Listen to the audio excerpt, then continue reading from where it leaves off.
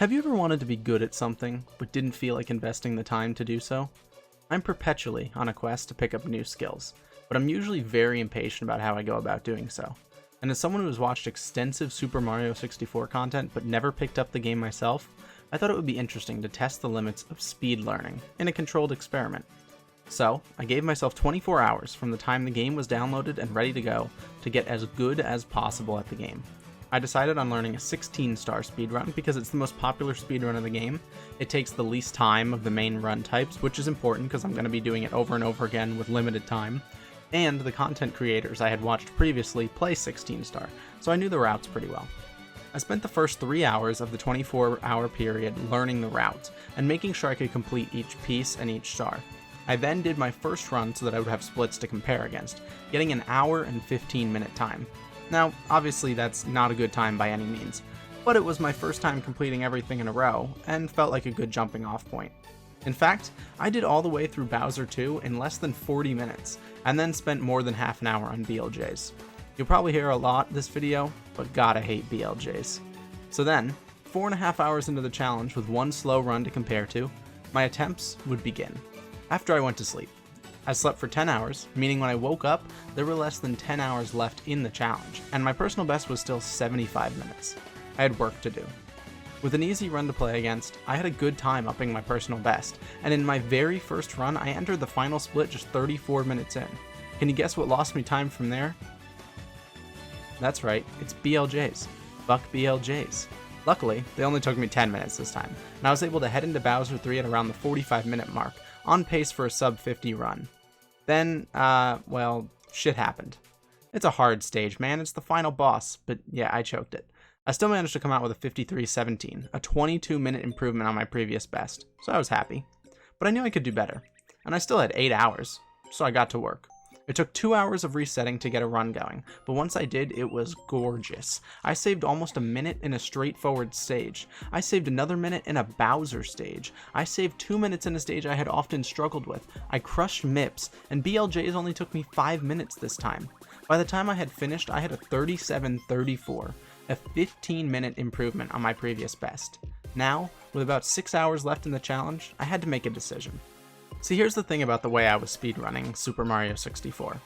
Although I was following a beginner's route, I wasn't even fully doing the beginner's strategies. In fact, there are almost a dozen tricks that I couldn't do consistently, even though they're considered the easiest tricks in the game, and so I had to make them even easier in my own way. A few examples are Bomb Clip, which saves about 10 seconds, Cannonless, which saves 30 seconds, and the Boing on the Shy Guy in SSL, which saves almost a minute compared to what I do. Because I couldn't do these strats, I had to invent new ways to do them so that I could consistently pull them off. My most atrocious offense being using the turtle shell power-up to get the bird star, which requires me to sit around and do nothing for about 30 seconds while I wait for the bird to get there, then have to try and do this crazy line up in the air to knock it out of his talons. So here's my decision. With my remaining 6 hours, do I practice common tricks to get guaranteed time save, or do I keep running the same route and same DIY tricks, hoping that I'll be able to pull off the sub-30 run that I've been dreaming about? After wasting about 30 minutes trying to learn certain tricks like Cannonless or Bomb Clip and being unsuccessful in both, I decided to just keep running the way I had been. After all, there was still 5 minutes of time save if I could just BLJ quickly, and I'm sure I could find 2 minutes elsewhere with just movement. On my 24th attempt at speedrunning the game, with 5 hours to go in the challenge, I did exactly that. I found 2.5 minutes of time saved through a solid Bowser 2, and went into BLJs with around 3 minutes to spend on them. Unfortunately, BLJs continued their reign of terror, taking 5 minutes to complete both, and leaving me with less than a minute in all of Bowser 3 to get a sub-30. It was impossible, but I could still get a new best easily. In fact, I just had to complete the final boss within 8 minutes and I would beat my previous record. Sadly, I did this.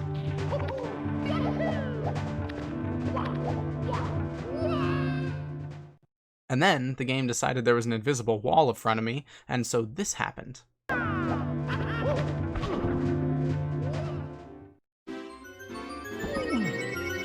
Despite those shortcomings, I still completed the game in 35 minutes and 19 seconds, a new personal best by 2 minutes. After making myself dinner and a couple more resets, I realized time was running low. There were only about 2 hours until the challenge was over, and I needed to shave off more than 5 minutes. And I got that opportunity when I got my first BLJ in 2 minutes, and my second one on the first try. I was entering Bowser 3 at 27 minutes. This is the run. Well, at least it was, until Mario decided to grab the ledge over and over to fuck with me. And then my brain couldn't figure out the windmills for a while, and despite a decent set of throws, I would end the run with a heartbreaking 32:09. I was 2 minutes off from getting a sub 30 run in my first day of playing the game. Well, I still had an hour, and after 20 minutes of resets, I had time for just one more run. It was going to be hard to save time in the early stages, as my 32-minute run had done nearly perfect early on and then choked later. So, if I stayed within a minute of my previous time early on, I should have no problem finding time save in the later splits to get the new personal best. Despite the previous success of my early splits, I was able to beat them significantly, coming out of the HMC split with a 21-second lead on my best previous run. Then, disaster struck. That dumb fucking rabbit would not cooperate, and I lost 3 minutes between trying to get Mip's clip and completing the Dire Dock Star. If this had been an hour earlier, I would have reset the run, as 3 minutes behind is incredibly hard to come back from, even if I played flawlessly from here. But I didn't have time. In fact, there were less than 15 minutes until the challenge was over, so I had to keep going. But Bowser 2 was not sympathetic. I lost another 90 seconds. At this point, coming out of Bowser 2, 28 minutes in, it was impossible to get a sub 30. But I could still go out with a bang, and one last personal best, and for the first time ever, BLJs cooperated. I completed both sets of BLJs in under a minute, and I was in Bowser 3 sub 30. With good play, I could make this run my personal best.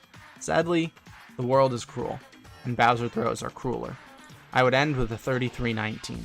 Not a personal best, but I at least felt good about BLJs for the first time this entire time. And now, the experiment was over. I know I'm capable of a sub 30 run. In fact, my best splits combined put me at a 22-minute run. Sadly, 24 hours isn't enough time to get consistent enough at all the individual parts of a speedrun that are needed for a golden time.